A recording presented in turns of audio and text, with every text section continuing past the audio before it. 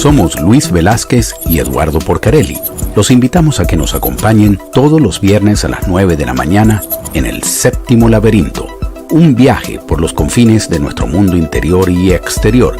Ciencia, filosofía y esoterismo por la visión radio.net.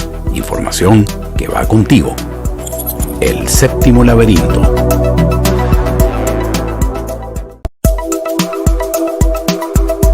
Somos Luis Velázquez y Eduardo Porcarelli. Los invitamos a que nos acompañen todos los viernes a las 9 de la mañana en El Séptimo Laberinto. Un viaje por los confines de nuestro mundo interior y exterior. Ciencia, filosofía y esoterismo por la visión radio.net. Información que va contigo. El Séptimo Laberinto.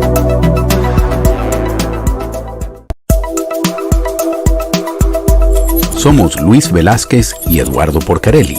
Los invitamos a que nos acompañen todos los viernes a las 9 de la mañana en El Séptimo Laberinto. Un viaje por los confines de nuestro mundo interior y exterior. Ciencia, filosofía y esoterismo por la visión radio.net. Información que va contigo.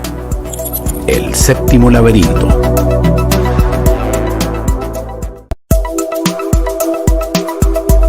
Somos Luis Velázquez y Eduardo Porcarelli. Los invitamos a que nos acompañen todos los viernes a las 9 de la mañana en el... Muy buenos días, amigas y amigos. De la visión radio.net les habla Luis Velázquez y Eduardo Porcarelli. Bienvenidos a Séptimo Laberinto. Eduardo ha tenido algunos problemas de conexión y se conectará un poco más tarde. Son las 9 de la mañana de hoy, 15 de septiembre del 2023. Nuestro número de teléfono es el 678-477-3036. Y asimismo se pueden comunicar con nosotros a través de las redes sociales Twitter, Instagram, YouTube y Facebook.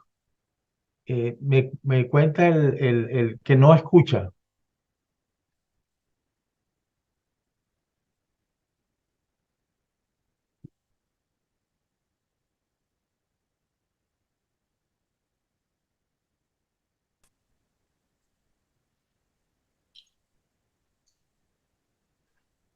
¿Aló? ¿Me escuchas ahora? Ahora sí te escucho. Perfecto.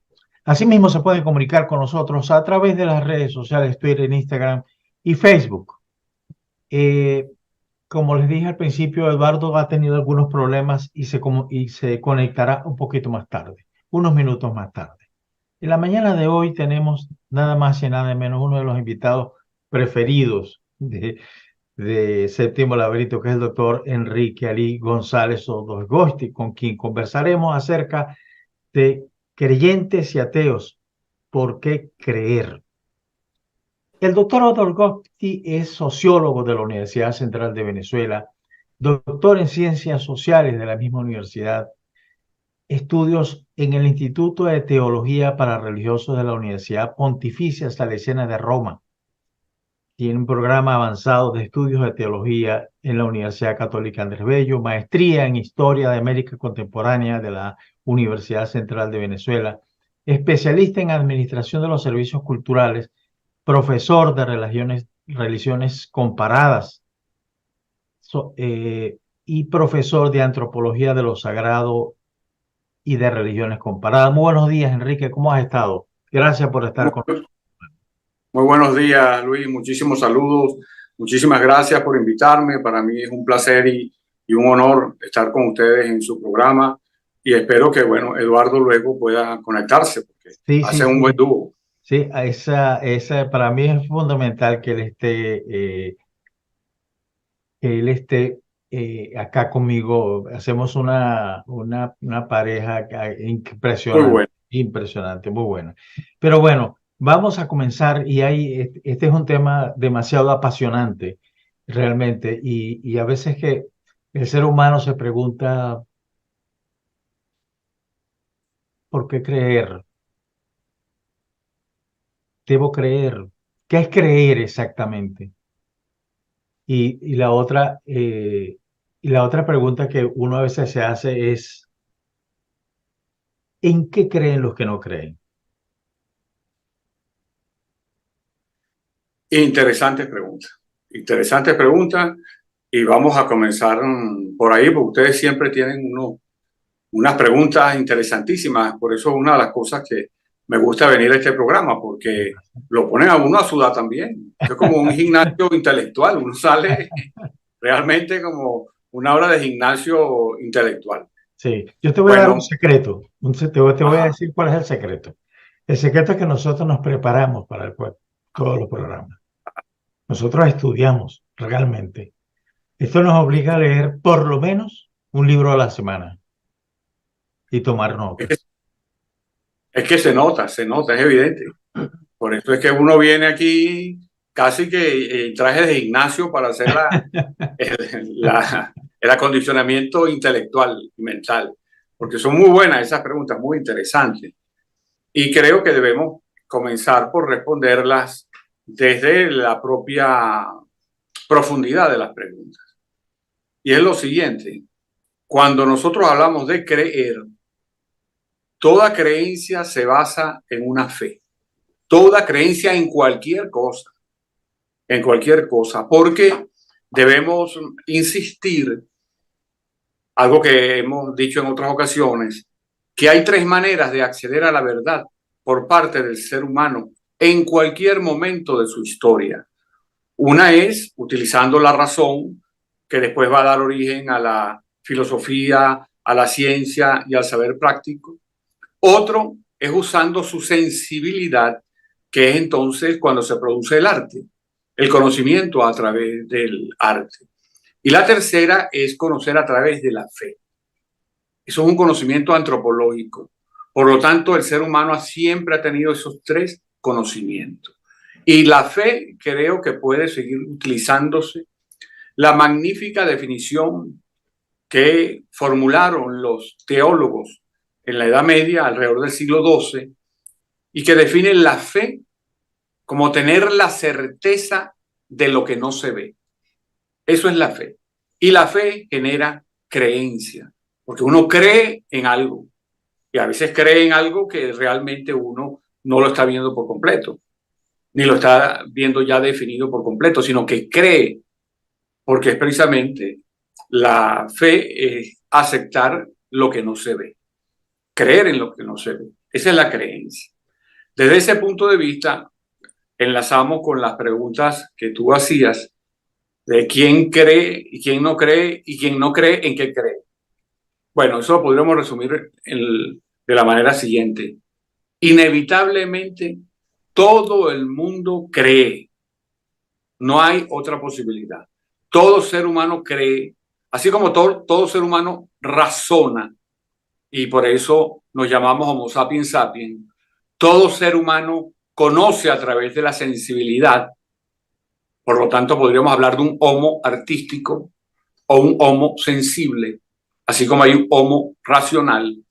Igualmente, todo el mundo tiene fe. Y por lo tanto, a veces ya se habla del homo religioso. Porque, bueno, la religión es una forma de la fe, pero no es la única. Y esto lo vamos a demostrar. Pero en principio, nadie puede no razonar, nadie puede no tener sensibilidad y nadie puede no creer.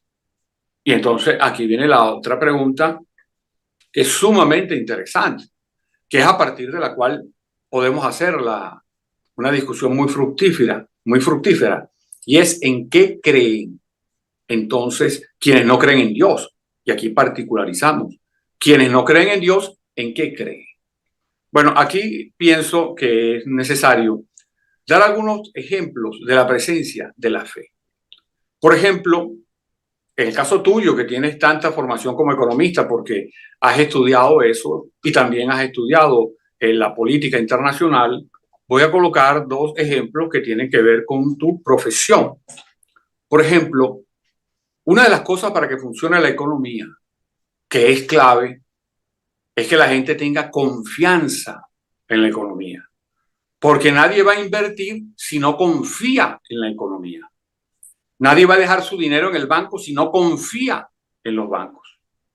Y entonces vamos a analizar la palabra confiar. Confiar realmente son dos palabras. Con, que viene conjunto, y fiar, que viene de fe. Por lo tanto, confiar es tener una fe conjunta, tener fe conjunta. Y entonces resulta que la economía no funciona si no hay una fe conjunta. Y si lo vamos al análisis de lo político, que tú eres también experto en esa área, tú sabes que si algo necesitan los políticos es tener gente de su confianza alrededor. Es decir, de tener una fe conjunta con las personas que están a su lado. Eso demuestra que también en la política, sin fe, no existe política posible. Igual que, por ejemplo, en la administración, sea una administración privada o una administración pública. Tanto es así que lo reconoce el estatuto legal cuando dice, este es un personal de confianza y el otro es un personal de carrera. El personal de confianza es precisamente el que tiene una fe conjunta con quien lo dirige y por eso es vital. Y por ejemplo, si para ir ya a un cuarto ejemplo que es todavía más gráfico, aquellos organismos cuyo oficio tiene que ver con la vida o muerte diaria de las personas, como puede ser la policía, como pueden ser los bomberos, que ellos todos los días, o el ejército, las Fuerzas Armadas, arriesgan su vida y por lo tanto tienen que tener mucha confianza entre ellos. Imagínense un camión de bomberos, donde vayan 10 bomberos y todos se odian, o ninguno le habla al otro. ¿Ustedes se imaginan el riesgo que están corriendo? Porque si no tienen confianza, es decir, si no hay fe mutua, no puede haber ni siquiera los bomberos. Por lo tanto, la fe es algo consustancial a la sociedad. No existe sociedad sin fe. Ahora viene la pregunta, ¿hacia dónde se canaliza esa fe? Aquí estamos hablando de fe puntuales, la fe en la economía, la fe en la política, la fe en los otros bomberos, la fe en los encargados de la administración pública que trabajan con el jefe. Exacto, son fe con parciales. Pero hay un momento en que la fe se desarrolla completamente en el único ámbito donde puede desarrollarse completamente, que es en la religión. ¿Por qué? Porque ya aquí la fe se vincula tanto a lo trascendente como a lo inmanente. Esa sería, digamos, la manifestación del campo total de la fe. Pero no podemos olvidar los otros campos, porque eso, por ejemplo, va a generar un conjunto de problemas para la sociedad, porque está demostrado, primero, que el pensamiento más antiguo es el pensamiento religioso, que tiene por lo menos, con datos arqueológicos encontrados en Palestina, desde hace 90.000 años ya habían prácticas religiosas. Entonces estamos hablando de un pensamiento de 90.000 años, mientras el pensamiento filosófico tiene menos de 3.000 años, entendiendo el pensamiento filosófico que nos viene de Grecia. Entonces, desde el punto de vista histórico, cualquiera podría rápidamente decir, un pensamiento que tiene 90.000 años, y no solamente que sigue vivo, sino que sigue vivito y coleando y dirigiendo a la sociedad. Ese es un pensamiento realmente hipercomplejo. Es un pensamiento que hay que tener en cuenta. Y además, nosotros, por ejemplo, hicimos un ejercicio de las 22 civilizaciones grandes, muy conocidas, surgidas hace aproximadamente 5.000 años antes de Cristo, es decir, hace 7.000 años, en todo el mundo. La China, la India, la Maya, la Azteca, etcétera, la Tolteca, que es incluso más vieja, etcétera. Todas, 22 civilizaciones. Todas, pero absolutamente todas, estaban vinculadas y vertebradas con una religión. Absolutamente vertebradas. Por lo tanto, una sociedad se vertebra a través de la religión. No hay otra manera. Ahora entonces, aquí van a suceder otros fenómenos nuevos de los cuales podemos hablar, pero estamos simplemente introduciendo el tema para que veamos la importancia de la religión. Y otra cosa que quería decir en relación al título, por ejemplo, del programa, que ahí se colocan dos elementos y habría que colocar un tercero. Ahí se habla de ateos y se habla de creyentes. pero también hay que hablar de agnósticos, o lo que hoy se llama del indiferentismo religioso. Es decir, tres maneras distintas de ver el hecho ya religioso, incluso de ver la relación con lo divino, que aunque nosotros definimos lo divino como Dios, pero eso no es, digamos, totalmente así, porque hay otras religiones en donde la definición de lo divino no pasa por la definición de Dios, sino que hay religiones ateas trascendentes, pero hay religiones ateas, como es el caso del budismo. Pero entonces podríamos tener tres visiones. La de los ateos, que fíjense, creen que Dios no existe, porque no lo han podido demostrar. Además, ni lo han podido demostrar, ni pueden desde el punto de vista lógico demostrarlo. Por un principio lógico, nadie puede demostrar lo que no existe. Entonces, el que Dios no exista no puede ser demostrado. Y ellos piensan, porque tienen fe en que ellos lo pueden demostrar o que está demostrado, ¿no? Eso es pura fe. Fe porque están basándose en lo que no se ve y en lo que además no solamente que no se ve, sino que es imposible que se vea. Porque luego están los que creen en Dios. Como creen, para los que creen en Dios, eso existe. En tal caso, otros pudieran negar que eso es verdad, pero en tal caso es una proposición en positivo, una proposición que afirma el objeto de estudio. Y el tercero, que son los agnósticos o los indiferentes, que dicen, miren, yo no sé si Dios existe o no, pero ese no es mi problema, porque si yo no trabajo, no como. Ah, bueno, ese es un sentido práctico de no meterse en eso. Y si nosotros vemos las estadísticas que ya vienen desde el siglo XIX, variando algunos porcentajes, pero se mantienen, que el porcentaje más grande de la población, alrededor del 85% en el mundo, cree en alguna religión. Vamos a extender, vamos a decir que creen en Dios o en lo divino. Alrededor de un 12 o 13%, que ha venido subiendo, son agnósticos y un 2 o 3% son ateos. Por supuesto, estoy hablando de cifras mundiales. Enrique, bueno, te saludo. Hola, Eduardo. Disculpa el retraso.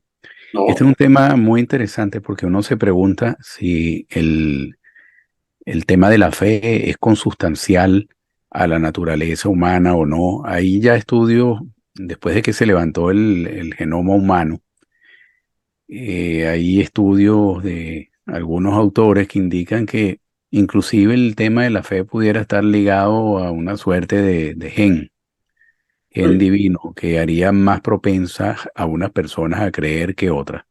Y no podemos dejar de un lado tampoco lo que es la formación familiar o el entorno social donde se desarrolla un individuo, si ha estado expuesto a un tema religioso, una fe en particular o no. ¿Cómo todos esos elementos influyen en la conformación de las creencias en los seres humanos, de la fe, cualquiera que ella sea? Y adicionalmente te quisiera preguntar, ¿en qué creen los que no creen? ¿En qué creen los ateos? Porque nunca yo he encontrado que hay un ateísmo al 100%, ¿no? Siempre el que dice, bueno, yo no creo en Dios, pero cree en algo, cree en sí mismo, cree en el universo, cree en algo. ¿En qué creen los que no creen? Bueno, en principio hay una necesidad material de creer para que pueda existir la sociedad. Y ya lo hablábamos con el término confianza. Confianza es una fe mutua. Ambos, por ejemplo, en la amistad. Uno cree en la amistad y uno considera a alguien amigo y uno piensa que siempre el amigo va a ser buena gente con uno, digamos. Aunque después de pronto esa situación se rompa. Pero uno tuvo confianza. Cuando uno tiene confianza en algo es porque uno tiene una fe conjunta. Y sin la fe conjunta no puede existir ninguna institución social. Entonces hay una razón material de existencia para la sociedad de la fe. Sin fe no hay sociedad. Ahora que si además puede haber una parte del genoma humano donde se encuentra un gen, bueno, eso lo dirán los grandes investigadores. Quizás también es posible, pero ya partiendo de una visión materialista de la sociedad, es imposible la sociedad sin confianza. Y lo que debemos saber es que confianza significa fe mutua, fe conjunta. Entonces, luego lo de las creencias. Como todo el mundo tiene que creer, entonces aquí tenemos dos tipos de fenómenos.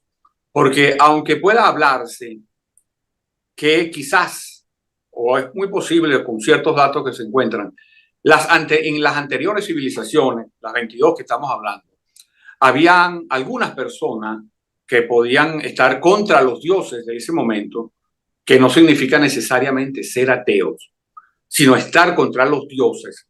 Fíjense que eso fue una de las acusaciones contra Sócrates, que lo acusaron de estar contra los dioses, pero eso no significaba que estar, según esa acusación, contra los dioses de Grecia, significara que Sócrates fuese ateo. Entonces es muy difícil rastrear las personas ateas antes del siglo más o menos 18 y quizás hasta 19. Por lo menos no hay posibilidad fácil de decir estas personas eran ateas, porque que no fuesen vinculadas a sus dioses no significaba que negaran la existencia de los dioses. Pero ha sucedido un fenómeno que se fue imponiendo. Y aquí vuelvo a traer a colación un axioma. De las tres formas de saber del ser humano, basadas en la razón, en la sensibilidad y en la fe, cada forma de saber debe ser autónoma para desarrollarse por completo. Porque si una intenta dominar a las otras, se empobrece cada una y se empobrece a la sociedad. ¿Qué ha sucedido? Bueno, antes de eso, antes del siglo XVIII y especialmente el XIX, a veces las religiones que le daban cuerpos a las sociedades trataban de controlar los pensamientos que fuesen ajenos a ella, es decir, producto solo de la razón o producto solo de lo sensible. Y ya tenemos entonces cómo fueron se dieron dificultades que en tal caso empobrecían a la sociedad porque un tipo de saber se quería imponer sobre los otros. Bueno, se volteó la tortilla en el sentido del siglo finales del XVIII y el XIX, especialmente el hito que cambió la historia no solamente de las religiones, la historia de la humanidad, y no la cambió para bien, es la Revolución Francesa. Ahí se dio el cambio. Ahí se dio el cambio. Eso lo podríamos discutir en otro momento, pero fíjense el cambio cuál se da. Cuando se va dando la Revolución Francesa, que todo el mundo a veces se llena la boca como si fuera una garga y dice, no, libertad, igualdad y fraternidad. Una cosa es la propaganda y otra cosa era lo real. Porque recordemos que ellos hicieron el último genocidio del siglo XVIII, que fue matar a todos los católicos de la región de la Vendée, simplemente por ser católicos. Entonces, pero bueno, ya eso es tema de otro costal, digamos, harina de otro costal, pero quisiera señalar un momento que algunas personas lo han tomado como si fuese un chiste, como si fuera una gracia, cuando la Revolución Francesa, en su afán de eliminar el cristianismo, dice que hay que adorar es a la diosa razón, diosa razón. Ahí se crean oficialmente las religiones ateas, inmanentes, políticas y salvacionistas. Y fíjense qué es lo que sucede. De los tres tipos de saberes que estamos hablando, el ser humano que puede saber por la razón, por lo sensible y por la fe, se toma uno de esos saberes, que en tal caso es una cualidad humana, y se hace se hipostasía. ¿Qué es hipostasiar? Es creer que algo tiene vida propia. Y se crea la diosa razón. Hay que ver lo que eso significa. Porque cuando es como si yo dijera, bueno, vamos a crear el dios oreja, porque ahora todo el mundo tiene que adorar a las orejas de los demás. Uno dice, bueno, ¿qué es eso? Bueno, y resulta que agarró vuelo y se instaló en el sentir y en el pensar. Porque cuando hoy en día uno encuentra todavía personas que dicen, no, es que yo creo en la ciencia. Bueno, eso es algo absolutamente anticientífico, porque la ciencia no es para creer.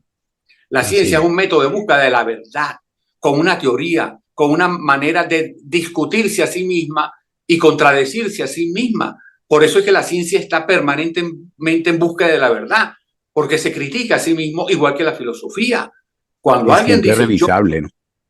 Exacto, siempre. Cuando alguien dice, yo creo en la ciencia, ya él convirtió a la ciencia en una religión atea.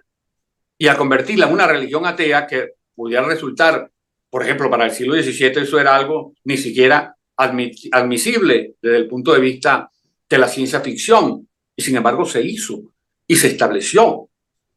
Y a partir de eso, de la diosa razón, de crear la diosa razón, que la ciencia se convierte en religión.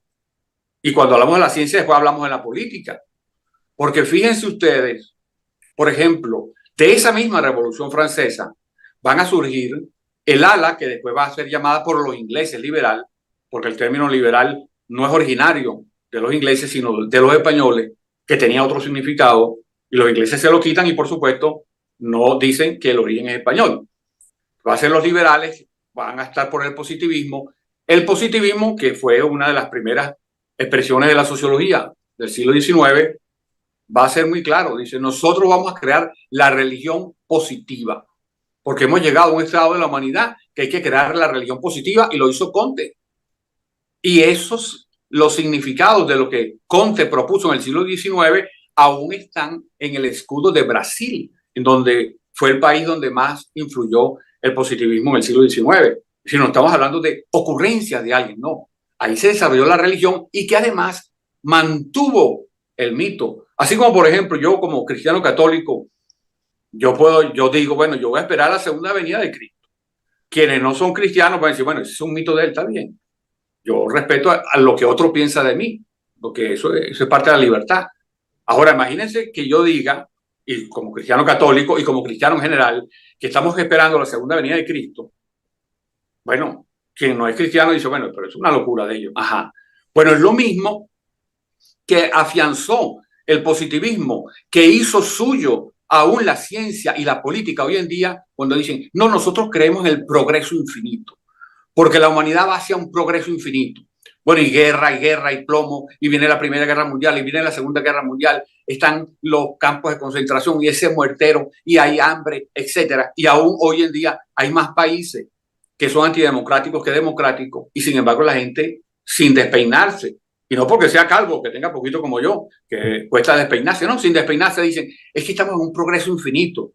Entonces después uno dice, bueno, pero ¿quiénes son los locos? Nosotros que creemos en la segunda venida de Cristo y en tal caso no perjudicamos a nadie, o estas personas que están apoyando todo ese desastre y dicen, es que avanzamos hacia el progreso infinito. Esa es una forma y deriva de la Revolución Francesa con la razón como diosa, pero la otra, la de la izquierda, que ha sido incluso peor, por donde se va a desarrollar el socialismo utópico, el socialismo científico y Marx. Mire, hay un análisis fácilmente que se puede calcar cómo el marxismo es tomado, es analizado teológicamente y es tomado del judaísmo y el cristianismo. ¿Por qué? Porque el marxismo dice, el marxismo tiene un pueblo elegido, el proletariado. En el caso de los judíos son ellos mismos. Y en el caso de los cristianos, bueno, son los cristianos que se van, que pues son universales. Pero además de eso, tiene un centro que es el que va a promover esa conducción de ese pueblo escogido. En el caso del marxismo será los partidos y que Lenin va a conformar el partido leninista. En el caso del judaísmo es el templo y en este caso con los rabinos, y en el caso de los cristianos, bueno, católicos o no católicos, es la iglesia en sus distintas denominaciones. Luego, el marxismo, ¿hacia dónde va? Hacia la tierra prometida. ¿Cuál es la tierra prometida? El comunismo. El comunismo es el principio de la historia. ¿A cuál es la tierra prometida del judaísmo? Cuando llega el Mesías, ya Dios viene el juicio final, igual que para los cristianos. Es una teología. Pero el cristianismo y el judaísmo dicen, nosotros somos religiones, ustedes saben. Ok, todo el mundo sí. Pero el marxismo dice, no, esto es ciencia, esto es inevitable, esto es el progresismo. Y por eso es que, por ejemplo, de esa izquierda, como está documentada, que se va a expresar luego en el siglo XX con el leninismo, con el Mao, con Fidel, etcétera, 150 millones de personas. Y aún hay personas que dicen, no, yo soy comunista. Dice, mira, tú supiste que mataron 150 millones de personas. Sí, pero es que el progreso es inevitable. Esas son las religiones ateas que se han conformado. Y en eso es que creen quienes no creen en religiones tradicionales, por lo menos la mayoría. Lamentablemente, pero hay otra cosa, pero sí le voy a dar a ustedes para que hablen, porque viene después otra cosa. Estamos hablando de las religiones políticas, pero después pudiéramos hablar de las religiones sociológicas. Sí, Enrique, ya vamos a ir a una pausa, pero quisiera dejarte dos preguntas, una mía y tiene que ver con, estoy seguro que cuando lo diga Eduardo va a mostrarnos una sonrisa. A mí me parece que hay uno de los mejores libros que he leído que se llama Cuando habla Dios, del doctor Francis Collins, el director del genoma humano. Y él habla de una ley moral universal que será fundamental para la creencia en Dios. Me gustaría que hablara sobre eso. Y el segundo tiene que ver con un oyente desde Lima, Perú, Edgar Rivera, que dice, pero bueno, en tanto desarrollo tecnológico que tenemos encima, cuando tenemos una inteligencia artificial que la tendencia sería de alguna manera pasar por encima de esas creencias, pasar por encima de la fe y convertirse en otro paradigma de la sociedad, como estamos aquellos que hemos venido creyendo en lo tradicional, creyendo en Dios. Vamos a una pausa y ya regresamos. Estamos conversando con el doctor Ali González Ordocoste acerca de creyentes y ateos. ¿Por qué creer? Ya regresamos. Ya regresamos con más de LaVisionRadio.net. Mantente conectado en Facebook, Twitter, Instagram como La Visión ATL y en nuestro canal de YouTube como La Visión TV.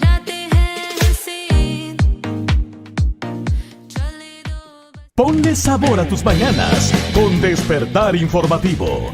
Información y alegría en un solo lugar. Andrea y Mayerlin te acompañan de lunes a viernes de 6 a 9 de la mañana con noticias de Atlanta, nuestros países y el mundo. Tráfico, clima, notas virales, reflexiones y mucho más. Despertar Informativo, solo por La Visión Radio. Información que va contigo. Margaret Wong, la abogada más influyente de Estados Unidos, está en Atlanta. No hay caso de inmigración que no pueda manejar. Visas familiares, de trabajo, detención de deportaciones, residencia permanente, cambio de estatus, apelaciones de corte, peticiones matrimoniales, asesoría y asistencia en citas con inmigración y mucho más. Haga su cita ya. 678-906-4061 y 678-650-1248.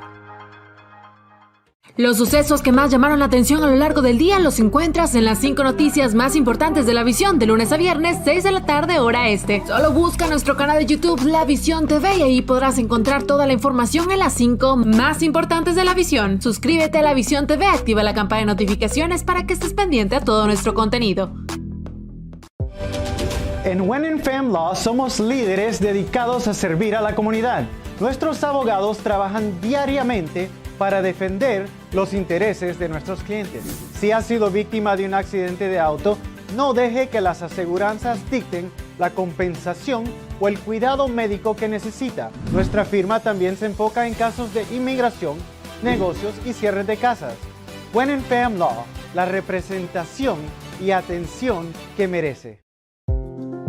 ¿Problemas de salud? Visite Centro Médico Promed, su clínica familiar de confianza. Medicina familiar, exámenes de sangre, control de diabetes y colesterol, ginecología, ultrasonidos, resonancias magnéticas y muchos servicios más. Pregunte por la nueva técnica con plasma para el rejuvenecimiento facial y la caída del cabello. Centro Médico Promed, en Pleasant Hill Road, Lawrenceville, Georgia. Teléfono 770-798-9799.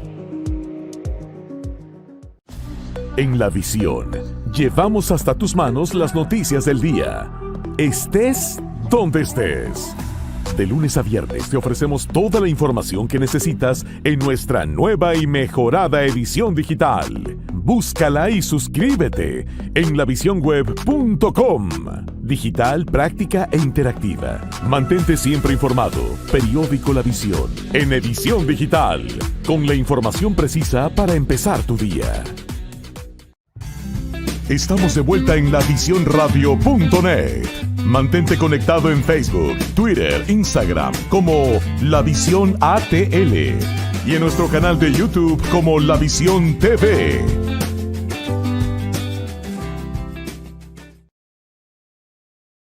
Estamos de regreso en el séptimo laberinto conversando con nuestro amigo, el profesor Enrique González Ordosgoisti, sobre creyentes y ateos. ¿Por qué creer? Enrique, antes de ir a la pausa comercial, Luis te había dejado unas preguntas de un oyente y de él, y también te reitero la pregunta de en qué creen los que no creen. Ajá, bueno. La primera pregunta sobre lo de la ley moral universal. Yo también creo en la existencia de una ley moral universal. Y uno pudiera soportar esta idea de la siguiente manera. Nosotros, el ser humano es una especie. Si es una especie, es un sector universal de la naturaleza. Así como por decir cualquier animal, la ballena es una especie. Y nosotros somos también una especie, las hormigas son una especie. Es decir, somos algo universal. Al ser algo universal, tenemos un comportamiento universal ante las cosas, aunque haya variaciones históricas. Y es por eso que se desarrolló ya con los pioneros que fueron los cronistas españoles en América. Se desarrolló desde el siglo XVI la antropología. La antropología se basa en una teoría de que todos somos seres humanos y por lo tanto tenemos cosas comunes, tenemos estructuras, primero físicas comunes, es evidente. En cualquier ser humano, en cualquier parte normal, tiene 2 orejas, una nariz, 2 ojos, un par de cejas, etc. Y eso es universal. Igualmente es universal el acceso a la razón, a la imaginación, a lo sensible y a la fe. Entonces es posible, a partir de eso, deducir que hay una ley moral universal, porque lo contrario sería difícil admitir, porque ¿cómo es posible que una sola especie tenga varios tipos de leyes morales universales?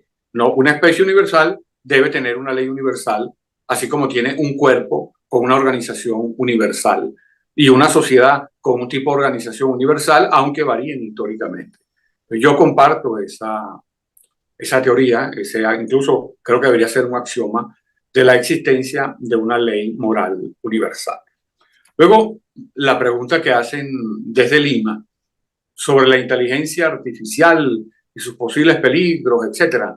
Yo creo que, primero, que la inteligencia universal es algo creado por los humanos y que está procesando hasta 13 trillones de fuentes de información, algunas de las más avanzadas, está procesando muchísimo, pero es información producida por los seres humanos.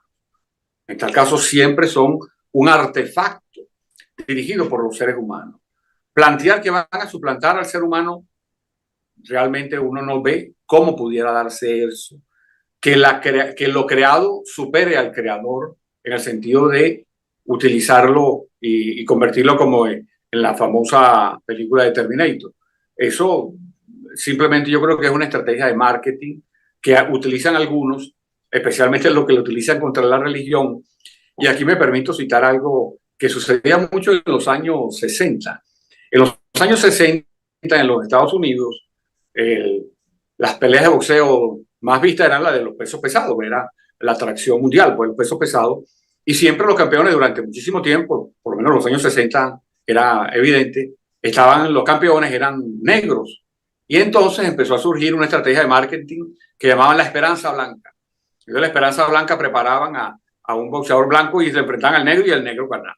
Y así, eso era como una estrategia de marketing que ahora sí vamos con la Esperanza Blanca. Entonces aquí sí hay ahora. Ahora la esperanza es cómo destruir a la religión desde el punto de vista de la inteligencia artificial. Son esperanzas, vanas esperanzas además.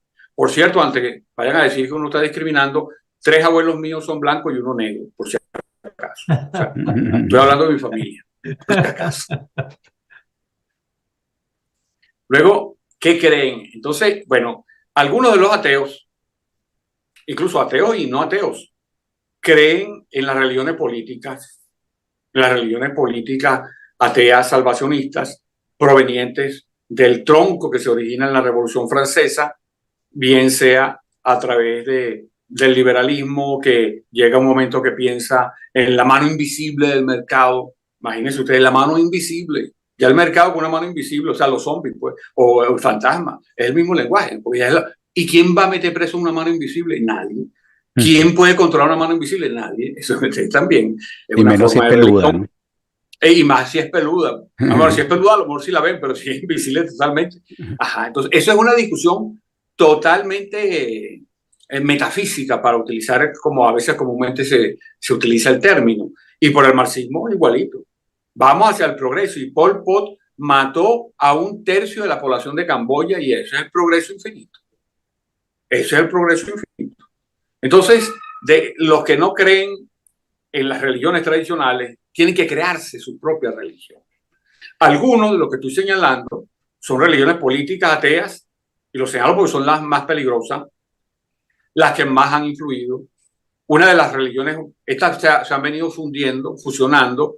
Hoy es la religión de lo políticamente correcto, donde se dicen cosas absolutamente fuera de la razón, porque hay que ver lo que significa un genoma para que la persona llegue a ser XX, es decir, una mujer, o llegue a ser XY, es decir, un hombre.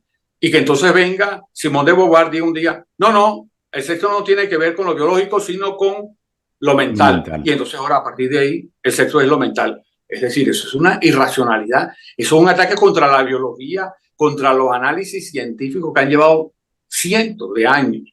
Pero bueno, eso es otra religión nueva de las políticas ateas salvacionistas. Pero hay otras religiones de menor alcance, en el sentido de que no intentan controlar a toda la sociedad, pero sí a una parte, que es lo que se llama hoy en la literatura las religiones sociológicas. ¿Por qué? Porque se dan dentro de la sociedad como una manera de tratar de controlar a algo que pasa a ser el todo. Por ejemplo, las religiones del cuerpo. Hay personas, por ejemplo, algunas que se dedican extremadamente al fisioculturismo, que están todo el tiempo viendo si tienen medio centímetro o medio milímetro de grasa porque sufren mucho y entonces se condenan a no comer chocolate, etcétera, etcétera, y a volver a hacer ejercicio porque para ellos el cuerpo tiene que tener determinadas características. Incluso ahí, en algunos casos, no ellos, pero sí otras personas, han hecho que, por ejemplo, surjan fobias. La fobia que hay hacia los gordos, hacia lo que la gente considera gordos, que es una fobia que ha sido además denunciada. Que entonces una persona piensa que un gordo que no tiene lo que ellos consideran la figura ideal, tiene una conducta inmoral, porque toda religión genera una moral. Y entonces hay que ver, por ejemplo, cada una de estas religiones políticas ateas, como la del cuerpo, genera una moral, pero también está la religión de la comida. El veganismo, por ejemplo. El veganismo es una religión que tiene variantes y que proviene de todos los esfuerzos de vegetarianismo, etcétera, que además se vinculan igualito a una proposición moral. Yo me acuerdo de una discusión que tuve en un foro que terminó, por supuesto, después de mi respuesta abruptamente, cuando alguien decía que ser vegetariano era una condición moral superior porque no había que matar a los animales. Y entonces yo le pregunté, mire, ¿y usted sabe quién fue el vegetariano más famoso del siglo XX? Enseguida responde Gandhi, no Hitler. Porque Hitler era vegetariano. Entonces, por supuesto, a partir de ahí ya las cosas hubo una interrupción brusca, aunque no necesitamos dar detalles. Pero las personas van creando sus religiones, o por ejemplo, como la cierta parte del ecologismo, porque hay que diferenciar el ecologismo científico del ecologismo como religión. Por ejemplo, el ecologismo como religión, cierta parte que incluso llega a llamar a la tierra Gaia, como lo llaman los filósofos, y la llaman madre. Bueno, imagínense, la madre tierra. Entonces ya tú estás hablando de la madre que nos parió a todos. Por supuesto, eso es una religión, evidentísima. Y entonces, y en tal caso, si te vas a religiones comparadas, tú tendrías que decirle, bueno, pero si la tierra nos parió a nosotros, al universo lo parieron otras, o a cada planeta lo parió cada quien, o quién parió a los planetas. En tal caso sería una religión local, porque yo como cristiano digo, Dios todo nos hizo criatura. Ahí tenemos una expresión radical del ecologismo en donde piensan que la tierra es una diosa, que es más o menos a un nivel mucho más bajo de las religiones persas que hablaban de las religiones persas que crearon digamos, la astrología. La astrología, que es una religión porque Imagínate, cuando tú te vas a hacer la carta astral, te dice, bueno, pero es que el día que naciste Júpiter no le hablaba a Saturno, entonces Saturno le dijo a la luna que se escondiera del sol porque había que tú tenías, estaba afuera y Venus no iba a llegar a tiempo. Ajá, entonces, y la gente lo toma en serio y dice, bueno, ahora cómo hago para ponerme en la buena con Venus y, por ejemplo, alejarme de Saturno. Ahora, eso es evidentemente una religión y además la predican y cobran por eso, y cobran bastante. Cobran a veces más que el diezmo que cobran en algunas iglesias. Entonces la gente al final cree en algo.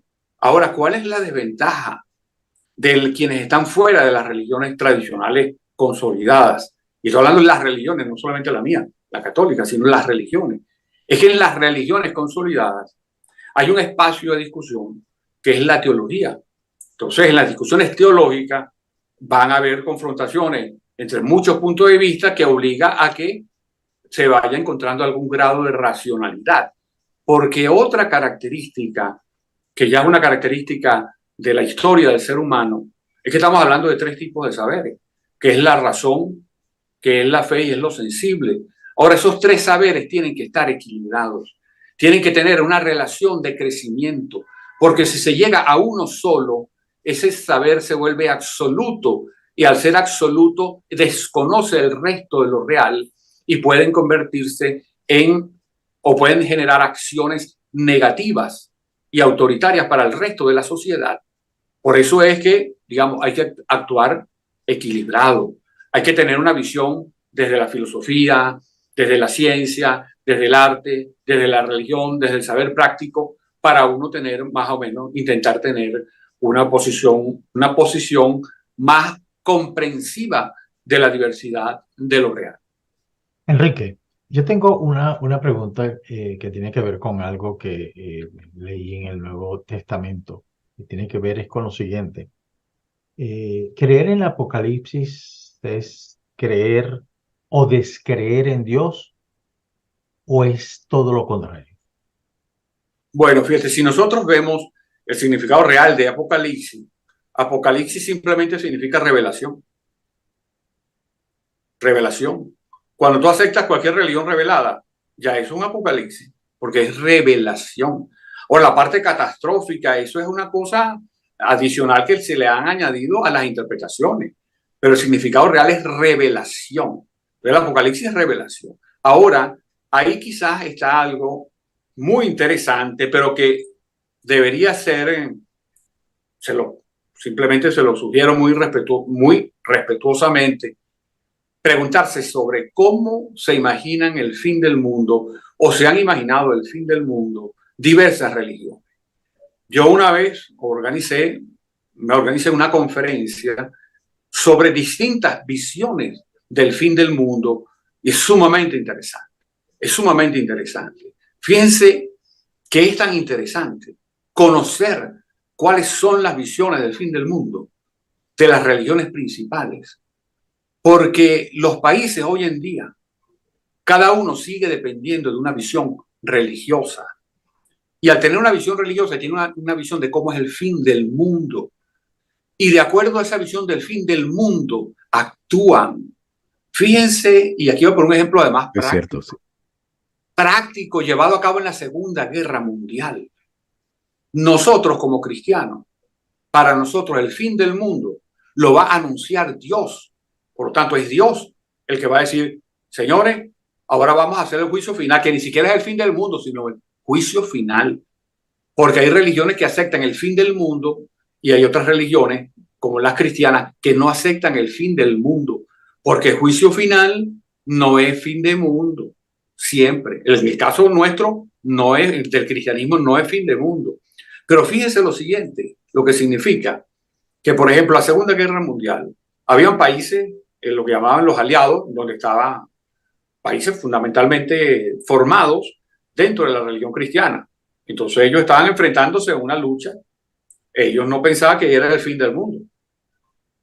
Pero en el cambio, Alemania sí.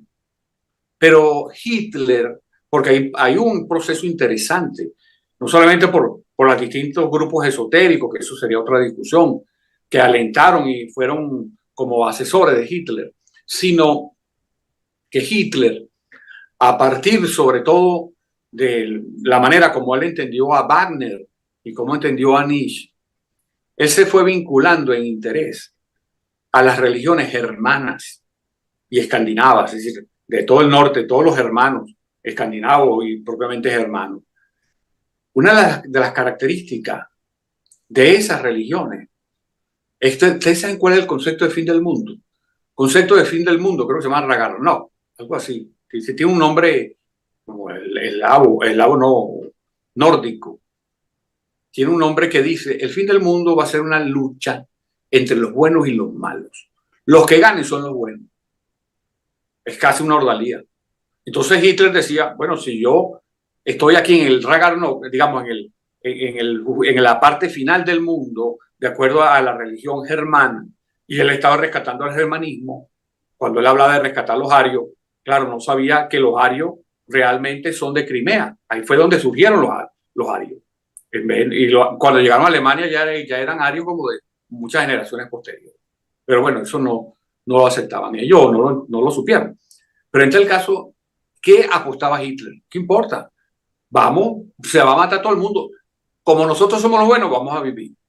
Los otros que se murieron no tienen ni siquiera que darnos remordimiento porque eso era inevitable. La lucha entre el hielo y el fuego, en el caso del nazismo. La lucha entre el hielo y el fuego. Exacto. Y es inevitable, y ni siquiera había remordimiento. Y por eso no importaba lo que hicieron, la masacre que hicieron en los campos de concentración. No les importó el intento de genocidio total de los judíos y de los gitanos. No les importó, porque para ellos ese era el juicio final. El juicio final se ganaba en una guerra. Entonces es muy importante, aunque no con el término apocalipsis, sino con el término de fin de mundo, el concepto de fin de mundo en distintas religiones. Es muy importante tenerlo en cuenta, porque eso sigue influyendo, sigue absolutamente vigente en las mentalidades de las principales personas que dirigen la política en los distintos espacios mundiales. Hay dos premisas, Enrique, vinculadas con la ciencia. Creo que una de ellas la hizo Carl Sagan, la otra no recuerdo quién, pero dice grandes aseveraciones requieren de grandes pruebas. Y otra premisa tiene que ver que si tú vas a negar la existencia de algo, o si vas a probar la existencia de algo, o presentar argumentos para probar la existencia de algo, quien dice que eso no existe tiene que también probar con argumentos de que eso no existe. Y en el tema religioso uno encuentra mucho eso, con el tema de la fe. Quien te dice que cree en Dios, que es teísta, dice, bueno, hay un acto de fe, pero puedo presentar algunas pruebas. El universo existe, quién lo creó, no lo crearon los hombres, etcétera. Alguien lo tuvo que haber creado. Difícilmente se creó a sí mismo, o si se creó a sí mismo, que había antes, que había después. Una gran cantidad de preguntas que para probarlas, para hacer esas aseveraciones requieres de grandes pruebas, pero también para decir que no es así, también requieres de grandes pruebas. Entonces, el tema de la fe, el tema religioso se encuentra atrapado entre, primero, la dificultad de probar la existencia y la dificultad de no probarla también. Entonces, al final, ahí vienen los caminos de fe. Pero me pregunto, para la persona que está escuchando este programa, que de repente es atea o agnóstica, ¿qué ventajas tendría en creer? Bueno, de creer creer en Dios, porque siempre hay que claro, creer. De Además, creer en Dios. es inevitable creer, porque creer es como razonar. Sí, Eso creer en Dios. Exacto, creer en Dios. Ajá. Fíjense que hay primero que el término, las pruebas. Hay que ver cuál es el sentido de las pruebas, porque precisamente la filosofía demuestra y la ciencia comprueba. O sea que hay cosas que se pueden demostrar desde el punto de vista lógico del pensamiento, aunque no se puedan comprobar. Por eso es que la ciencia no va delante de la filosofía y mucho menos de la teoría, va atrás. Porque y además ese es su papel. Es decir, no, yo tengo que comprobar. Fíjense ustedes, por ejemplo, con formuló hizo un conjunto de fórmulas que propuso a principios del siglo XX. Y algunas de ellas fueron demostradas 80 años después, Así. 90 años después. Entonces aquí hay que distinguir entre la demostración y la comprobación. La comprobación puede ser muy difícil o puede demorarse mucho. Ahora, la demostración va estableciendo parámetros lógicos a partir de los cuales hay que pensar las cosas. Por ejemplo, uno de los problemas centrales que se dio en la discusión durante varios siglos entre los creyentes en Dios y los ateos es que se decía, bueno, ¿cómo se formó el universo? Los que creemos en Dios decimos, el universo tuvo un principio. Vamos a quedarnos con los términos científicos. El universo tuvo un principio. ¿Qué decían los ateos? No tenía un principio, el universo ha existido siempre. Esas eran las dos teorías.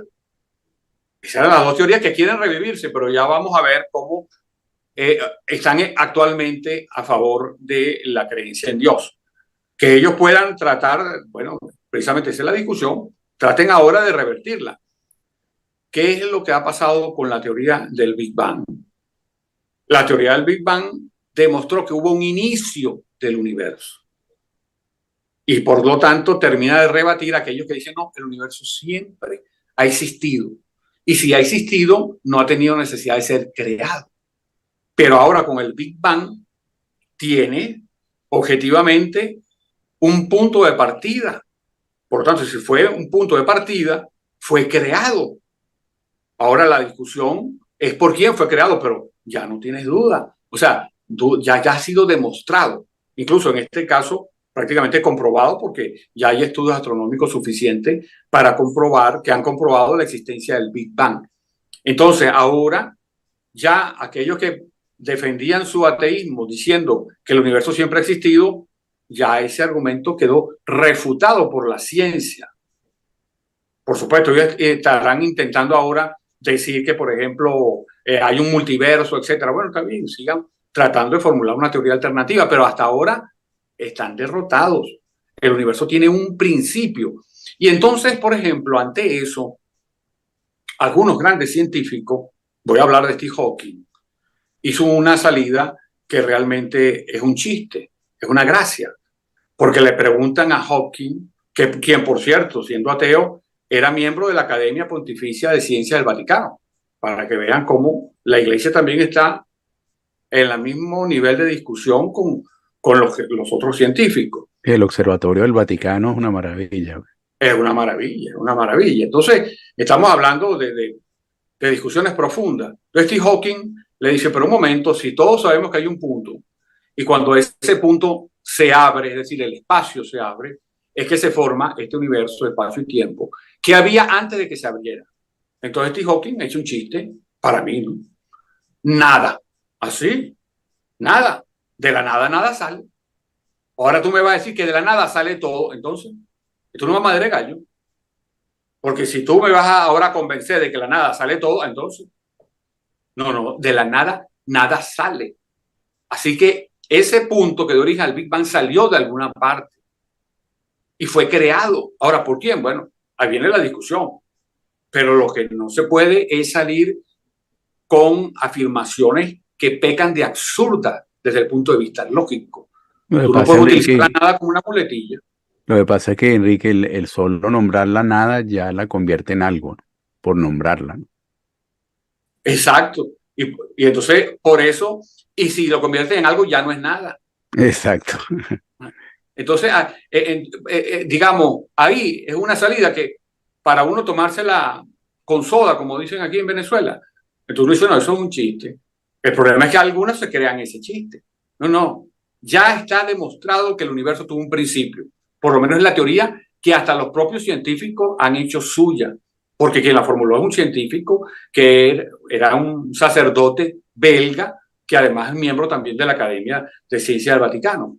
Entonces, ahora ya incluso está demostrado y comprobado que el punto existía antes del universo. Eso está comprobado, no solamente demostrado.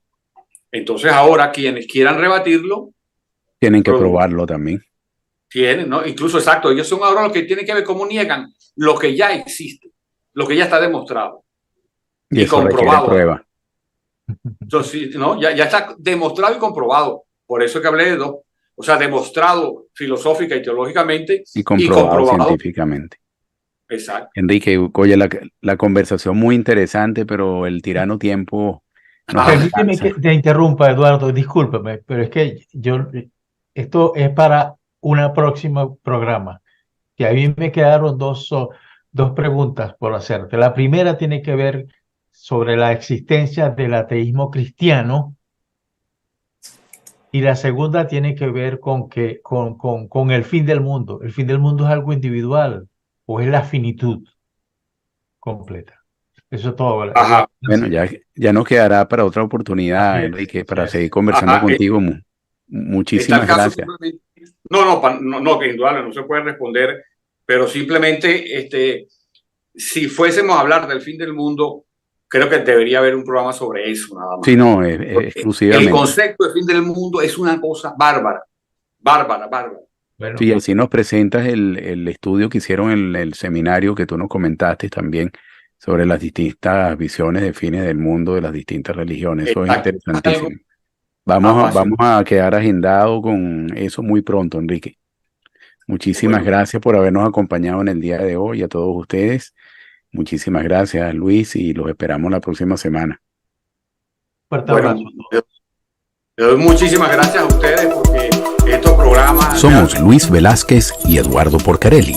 Los invitamos a que nos acompañen todos los viernes a las 9 de la mañana en el Séptimo Laberinto, un viaje por los confines de nuestro mundo interior y